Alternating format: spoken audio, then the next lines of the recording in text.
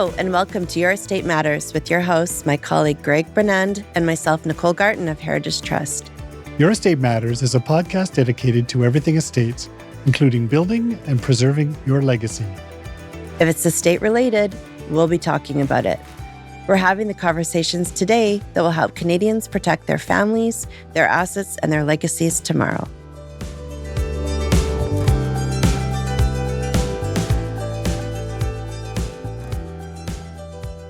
Dave, thanks for being here with us today to talk about succession planning for family business. Tell us about yourself and how you got into this field. It's a strange path people find they navigate as they're going through. I'm not your typical chosen path. I didn't do high school, university, finance, accounting, go through. I did an arts degree, wrote the LSAT twice, was in engineering for a few years, and just really tried to find a connection to what I wanted to be doing. I didn't know. I was introduced to a couple people that said you should consider the CPA route, and gave it a try. And I really gelled with the professors. I thought that was great, and the students and colleagues, and kind of felt like I was in a better place. Luckily, got an articling job at Deloitte's during the tech bubble burst time frame. They honored the commitment for 3 years to get the students through, which was very good of them. And just never haven't looked back since. Had a great set of mentors, providing guidance and things to push back on and challenge you on. And I really enjoyed the clients, the private company clients in particular. I loved how the families were really vested into the business. One in particular, Dick Alexander at Dick's Lumber. Yes. So I was there this weekend. Yeah, the family story there is fantastic in terms of just, I remember seeing him. I was doing an audit, very closely held private company at the time. And here he was testing out some magnet on the counter. And here's a guy who's the controlling shareholder, owns this massive, multi-location. I can't get into the details of it other than it's a big company, does really well. And here he is testing the magnet so people can't demagnetize the anti-theft devices on a countertop for the West Van store when they're opening it up. He's doing it. He's on the floor, and then they're pulling me in. They're like, "Dave, we want you to come work for us." And I was like, "Oh man, these guys are so awesome." Too soon, can't do it, But really good family. And I remember seeing them when we had our first child at Earl's restaurant when I just got my letters, and I just really loved working with shareholders. My mentor, one of them is John Sims, wonderful man. And he said, we take the cradle to grave approach. When you're doing a company, you're not servicing the company, you're servicing the shareholders, their families, their long-term goals. And so you got to look at all the aspects when you're planning. And it created a challenge, but at the same time, it created the opportunity to get to know people in a very, more than just an accounting set. You get to know their families and in a social sense, and understand their objectives. And if you have a degree of empathy for their situations, and you love engaging in what are sometimes hard discussions, premised on the basis that you are trying to meet their needs or trying to look out for their best interests, more times than not, it's a very rewarding experience. So that's kind of how I got into it. A lot of it was luck, and it's been a fun ride. Terrific. So we talked about the importance of those companies in a micro sense in terms of the family or the individual communities, but they, small and medium-sized enterprise has a huge importance in our country. Do you want to talk about the statistics? Don't they form a huge percentage of our GDP? Full disclosure, I don't really follow the stats. I know a sense of kind of what the numbers are, but I do understand the significance of it. In BC, they represent the lion's share of businesses, but as far as percentage-wise on the GDP, I would say it's roughly about half. Private companies represents about half. I think it's just under that. In terms of jobs, it's under about 7 million private companies across Canada. But as far as the numbers are very, very large.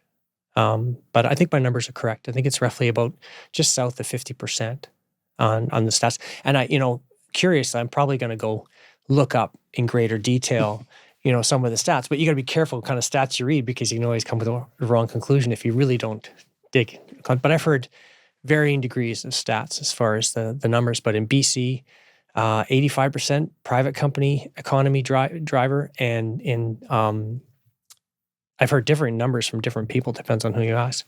But I believe the one that FEA Canada, Family Enterprise Canada, provides is just shy of 50% GDP. So that has huge impacts on our tax base, and they employ huge percentages of Canadians. So I understand a significant percentage are going to change hands in the next 10 years with the graying of the population and the baby boom getting older. Do you have a sense of what that's going to look like?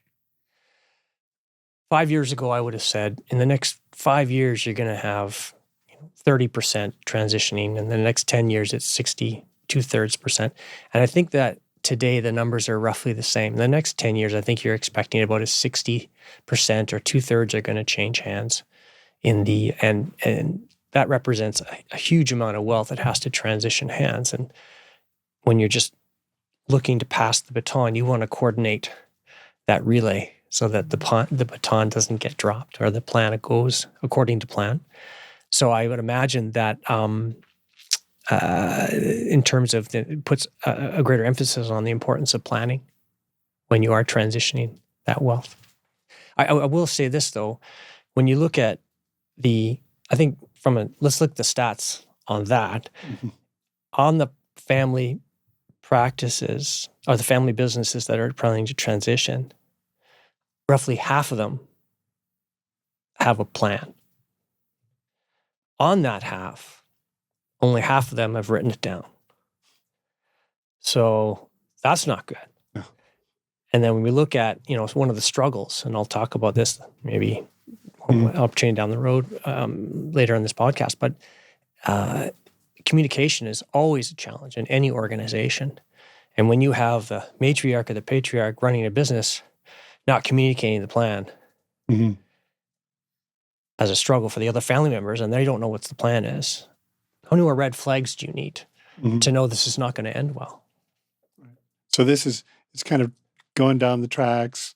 Entrepreneurs running the company hasn't told anybody.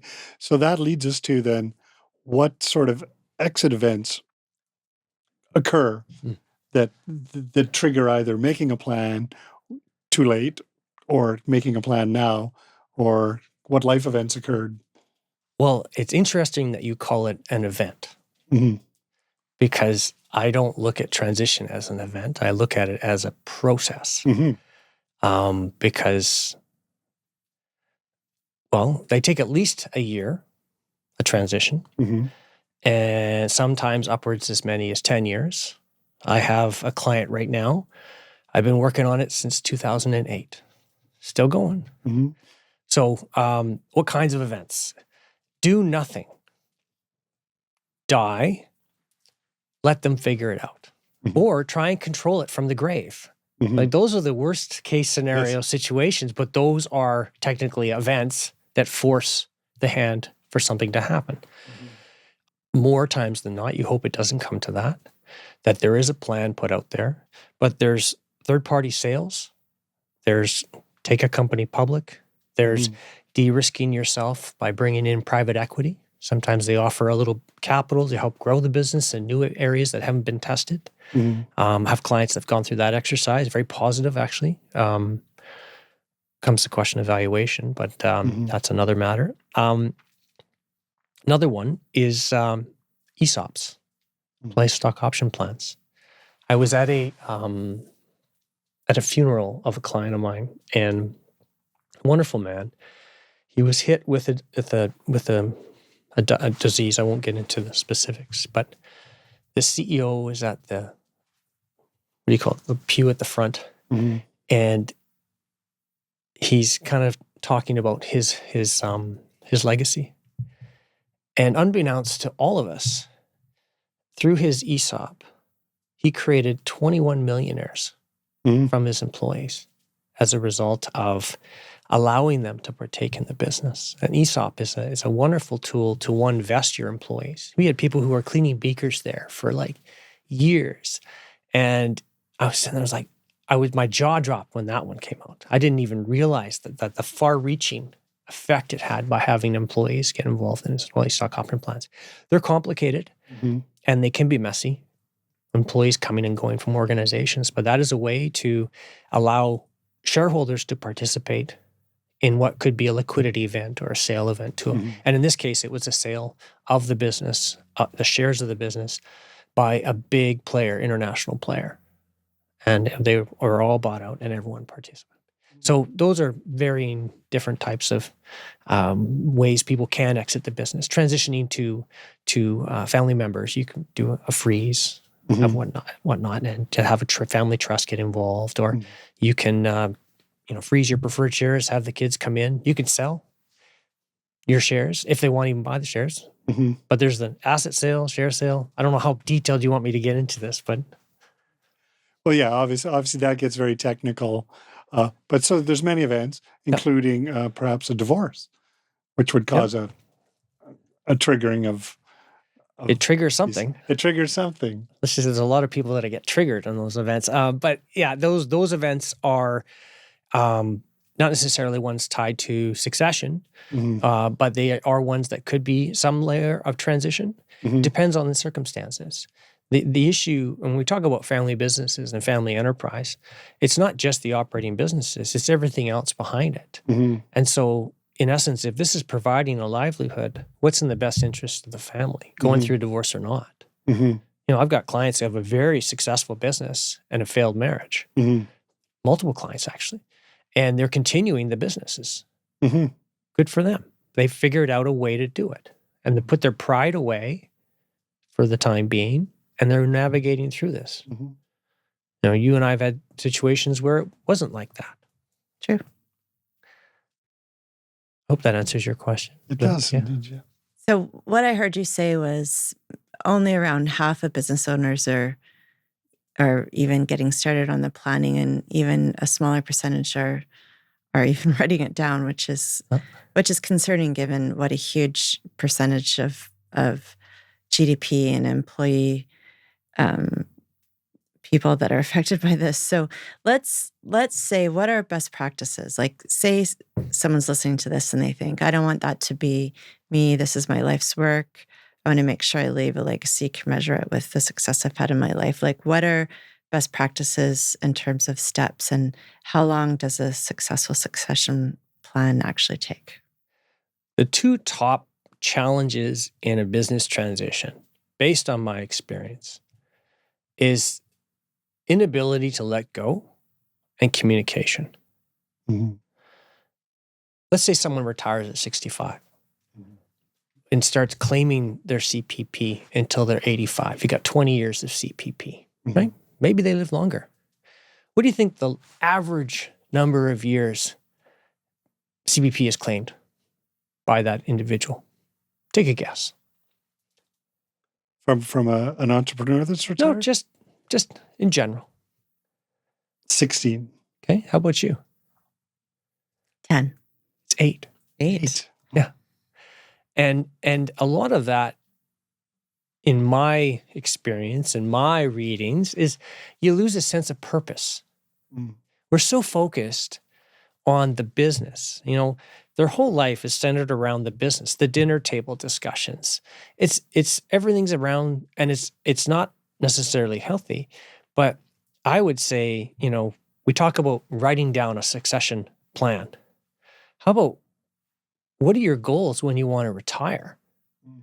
Really challenging the next evolution of what's the new beginning for someone who's leaving. When they leave this legacy, like, I want to leave a legacy to my family. I want to celebrate the fact that they get to do it now. I'm going to step back.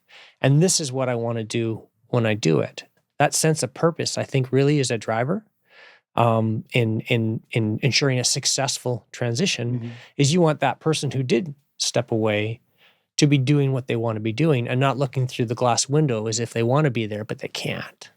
It's a hard one to convince people who are very successful entrepreneurs who has some people call us like they've done nothing but no success, and they drive and they push and they persevere, and they're tired of hearing the naysayers. They know what they're doing. They're in control. They suffer from that agency component. I get control of everything, and then cancer, and they lose control. Like they have to. So start early. Absolutely. I would say that there's no template. Every family situation is so unique within the business that you can say generally businesses do it this way, but you almost have to have a better understanding of the family and the transition of the family or a private company business. What do you want to do? And then come up with some ideas, but put something down.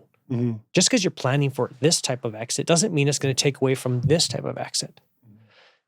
And what are your goals in this transition? What is it you want to get out of this? Communicate.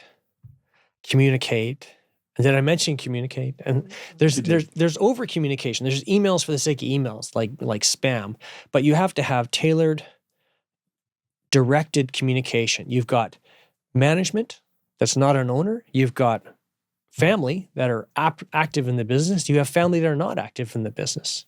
Imagine the in-laws that aren't invited to the boardroom tables, but you go home at the dinner room table and they have their own meetings. You don't want those backroom conversations. You want to know, what does it mean to be a new owner or someone now involved in decision-making? And you want to train them up. You got to provide resources. And all these entrepreneurs are so busy. There's this wonderful hat that one of the partners had at my office. And when the hat was backwards, it said working in the business. And when the hat was forward, it's working on the business. And all too often, you're so focused on in the business that you don't step back and look at the strategy and the big picture because everything falls to you. So implementing good governance, I think that's a kind of a rubber stamp response to what are some key things, because you're going to have maybe owners that aren't, shareholders that aren't active in the business. And when you have that separation of management and ownership, you really want to have some good governance protocol and structures. And surround yourself with a good set of advisors. Those are some things that I would say to get to a successful outcome, you really have to work on that. So what sort of structures or planning can business owners do to mitigate taxes payable on their existing businesses? Of course, there's all sorts of variety of businesses. Yeah. So that's a pretty broad. Yeah.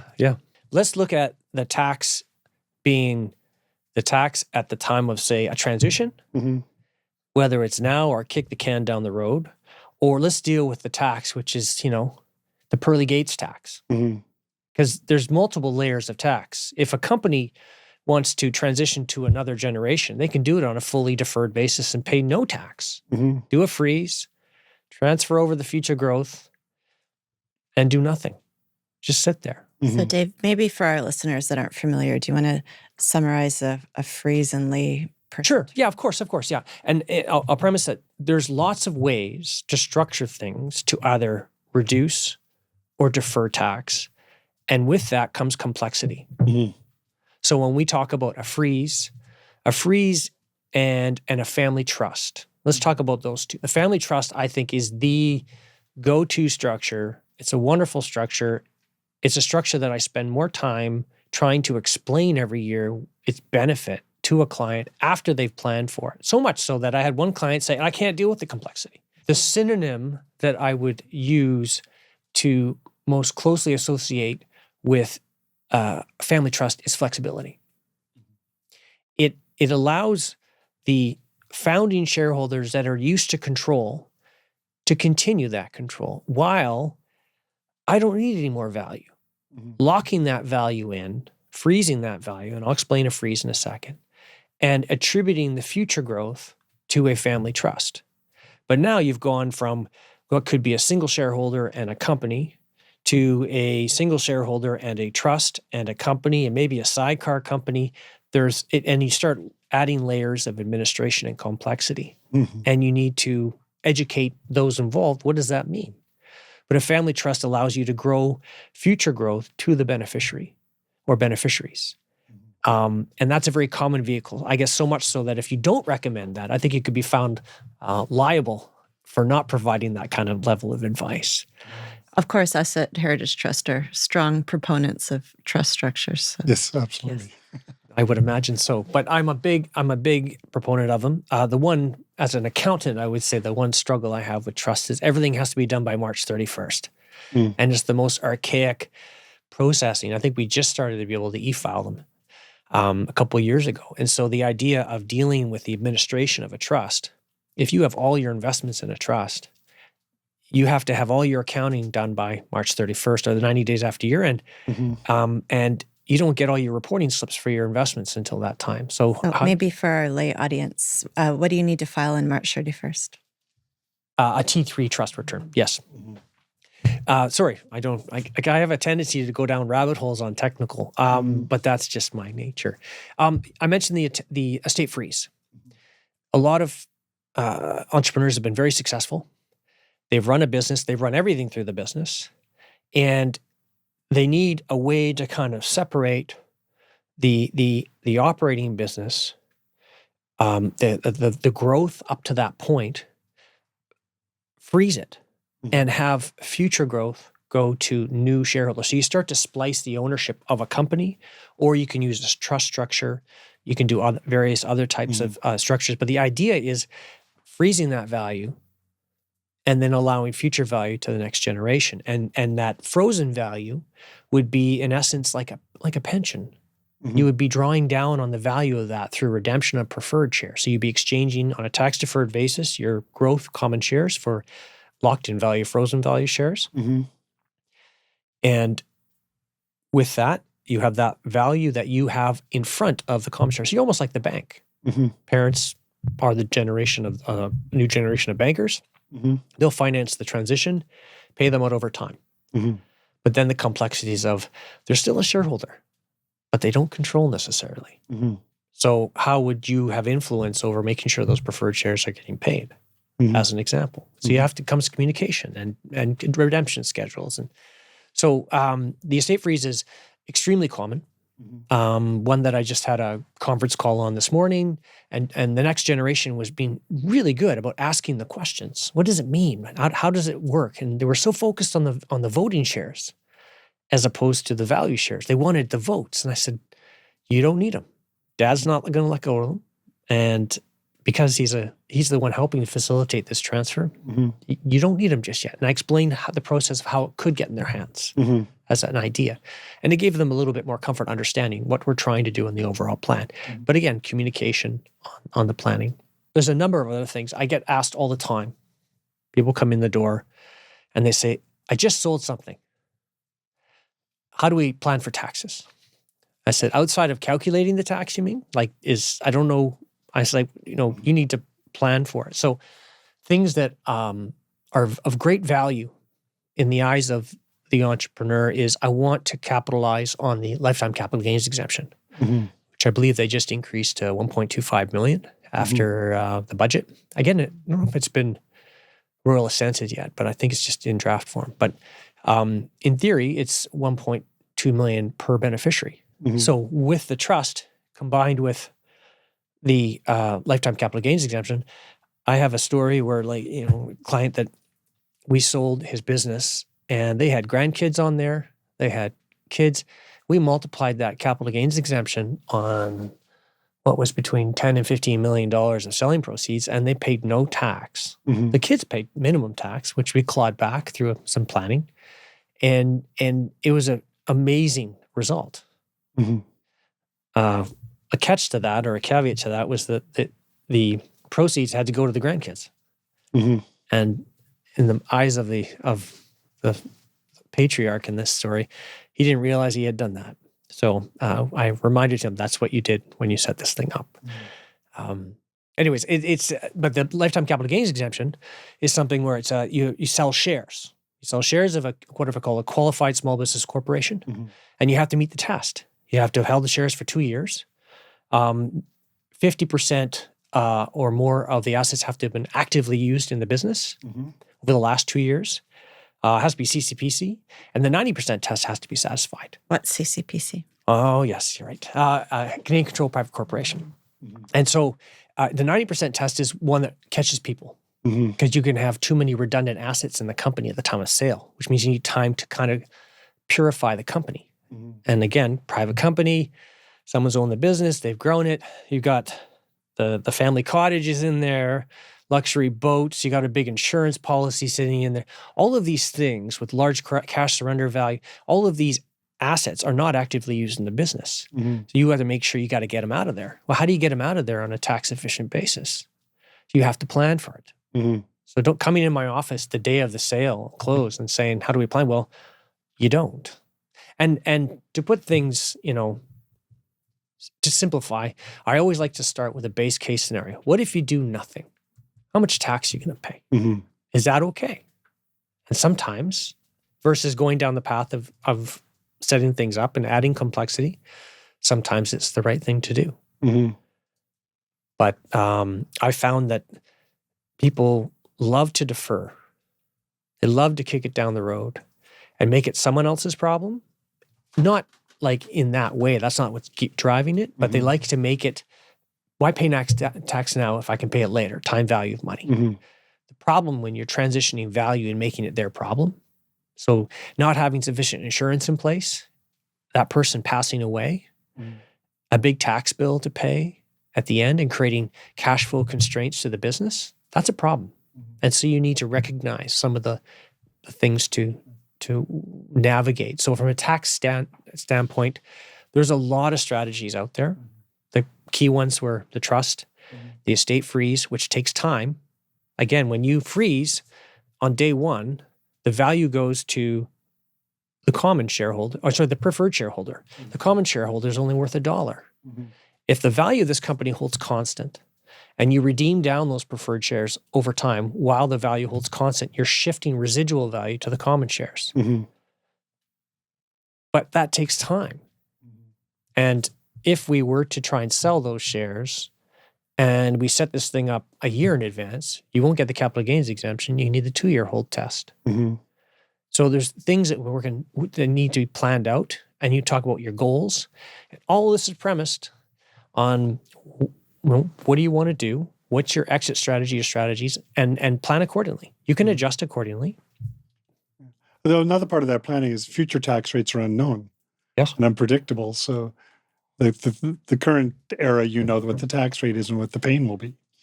That's correct. Like if you're going to come in and buy a company, here's a good example. And this is I'll use Dick Alexander's company again. You walked in their store. Pretty nice, isn't it? It's very nice. How tidy is it? Spotless. You been to Rona? Yes. How are the stacks of lumber in there? It depends which franchise. Falling on the floor. They're everywhere because they allow people to go in and pick their own lumber. Yes. Yeah. Dick is like, don't touch the wood. I'll go get it for you. Yes. So which one do you think is more organized and easier to sell? Which one has a cleaner inventory? It's like it's the Dairylands of the world that manage their rotation of dairy and butter just magically, all computerized. They know exactly where everything is at. Same thing for them. Everything is just, and so any business, where's your IP? Is it in various different companies? Have you got everything centralized? Is your accounting system process good? Have you separated the business from the businessman? These are things that you need to really manage. So I just the lawyer in me just wants to say we make no representation or warranty with respect to who's successful or what company is profitable, and we hope they all do well. So anyway. You wish the best for everyone, yes, right? Yes, we do. That's our genuine and also official position. But okay, so Dave, someone has come to you and they've done a beautiful freeze, and then their goal is they're going to sell it to their employees or to a third party. What are some steps that a good business owner then can do to maximize that value? Most of the business owners understand how the business is run. Many, if not most, don't really know what it's worth on the street. So I think in understanding that you don't know what you don't know on the first value. And so it always helps to spend some resources and understand what are the metrics that drive value in a business. Get a professional evaluator in there Don't look for an opinion of value because that's just an opinion. Have them work through how they would go and evaluate that. Look at historical selling. Get advisors on board. Mhm. Really build a team around you to manage the process. Someone comes to me and says, I've got an amazing offer to buy my company. And I look down there and I see a clause that says they want exclusive. And I was just, why? Why would you ever go that? It's always nice to have another bidder. Go through a bidding process. Mhm. I wouldn't sell during a time when the company's going through some kind of stress, Mhm. some kind of event that timing it like comedy. You do not want to be selling when, something's going down. I Mhm. could use other language, but I won't. But timing could be sometimes an important element. So I think starting early in the process, getting the right set of advisors around you, make sure you've cleaned up the back end, organize the lumber, Mhm. get the IP centralized. Let's talk about that exclusive, because I think we've seen business owners where there's an initial offer made that's a big number to get the business owner excited. They're enticed into signing an exclusive, and then the grinding starts. So, how would a business owner potentially avoid a scenario to maximize value and being caught in a vice like that? What I see is egos that need to be left at the door and emotions. This is a very emotional thing for people to let go of something that it's become their livelihood. You need professionals to manage the process. Like for someone to just say, I got this and I'll let you know where I need you Mm. when, and maybe they're needed in that scenario where someone's gone in and agreed to something verbally and the lawyer's like, well, you did what? As an example, or you've done something in such a way it was like, we don't have the ability to file an election that would get better tax treatment on something. Mhm. I won't get into specifics, but there's different types of sale agreements that have things like earnouts and restrictive covenants. Mhm. And so that go with when you're selling a business, someone buying in wants to reduce their risks because they're buying based on a value, they're assuming future cash flow. Mhm. The more protection they can have around the future cash flow through the wording of the agreement, the better it works out. The more key employees that are vested in the business through an Mhm. ESOP that continue to stick around, the better it is for them. What does that mean for you in terms of the transaction? Again, we talk about the best outcome from a sale. If that's the goal, if the goal is to maximize selling price, then it's just the biggest check. Mhm. But if that's maybe not the goal, what if the goal is to keep the employees around because they've been there as loyal employees? So really understanding the objectives of the sale and finding the right buyer. So you said something earlier, which I think is very apt, where you said, what is the definition of success? Because Yeah. it might not just be maximizing the sale value. There might be other important objectives. Absolutely. Yeah. Like I think that you really have to dial it. I've got a client that has a beautiful piece of property not too far from here and won't deal with certain developers because they know that the product is not going to have enough social housing. As an example, their objectives are not about maximizing the dollar. So understanding the objectives of what you want out of this. Is it the best dollar? Is it a successful family transition? So, maximizing sale value, maybe we have to explore that definition. What is success in the transaction? There's a great book. I shouldn't say great book. It's a good book. It's called Life is in the Transitions. Have you heard of it? By Bruce Feiler. So I took this out of the library and I was reading it, the FEA stuff, and it was really great because it talked about, the transitions and how, you got the long goodbye, the messy middle, and then the new beginning. And I'm dealing with so many clients where we're still in the long goodbye.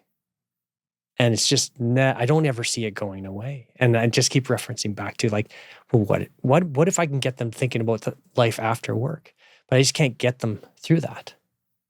And transition, like the whole idea of transitioning, you could end up with a stronger business doing new, wonderful things that were never considered because you were becoming you were impeding the growth of the business as the founding shareholder that knows all, and you move them out of the way. Maybe you can look at something from a different angle. So I think that exploring the goals of the transition, involving the family in the decision, and communication. It can be a messy. They're all messy. Through conflict, you're going to find resolution, but you have to have forum for engaging in respectful conversation and respectful conflict. So isn't that really life?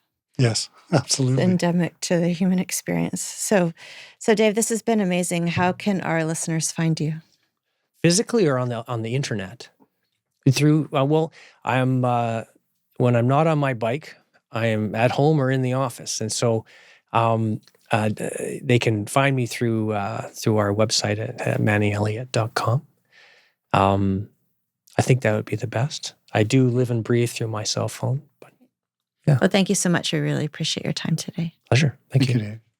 This podcast is for informational purposes only and should not be considered individual legal, financial, or tax advice. Make sure to consult the advisor of your choice to advise you on your own circumstances. Thank you for joining us for this episode of Your Estate Matters. If you like this podcast, make sure to follow it on your podcast platform of choice. Whether you are planning your own estate or you're acting as executor for somebody else's, Heritage Trust can help. Partner with Heritage Trust to protect your family, your assets, and your legacy. If you would like more information about Heritage Trust, please visit our website at heritagetrustcompany.ca.